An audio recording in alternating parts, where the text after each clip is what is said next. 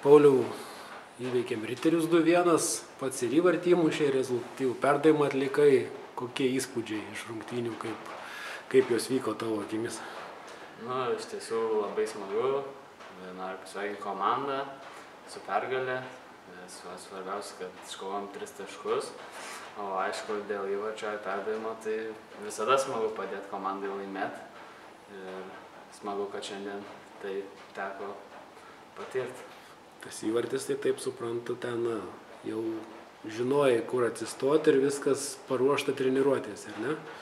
Na taip, treneris išdėsto mūsų išsidėstymą, kuriuo momentu turim būti standartinėse situacijose ir tą antrą kamuolį pasisekė išpildyti.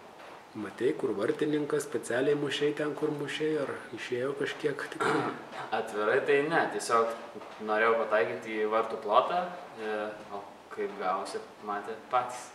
O antras perdavimas specialiai Živanovičiui siuntei? Ne, tuo momentu iš tikrųjų nežinau, ką daryti,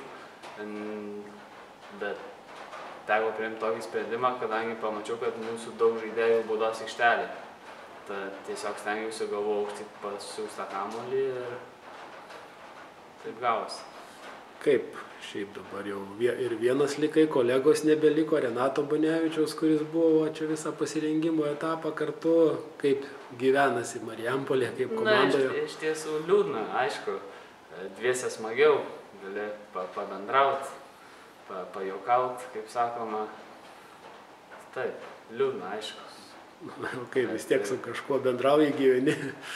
Na, tai aišku, šalia gyvena komandos draugai, susirenkam čia, pasikalbam, pabendraujam, tai draugų yra.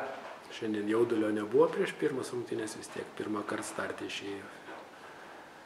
Visą laiką būna tas jaudulys, svarbiausia, kad nebūtų jo per daug. Svarbiausios tos pirmos minutės.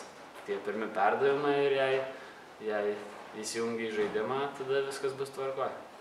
Kaip tas žaidimas prieš Riterius lyginant su tuo, ką žaidėjai pirmoje lygoje praeitą sezoną?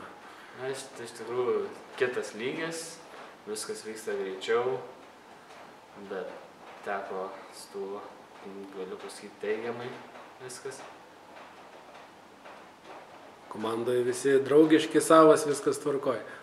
Jo, taip. Neskriaudžia, kad jauniausias? Ne, pajuokauja, bet savotiškai. Kažkokiai, dėkui.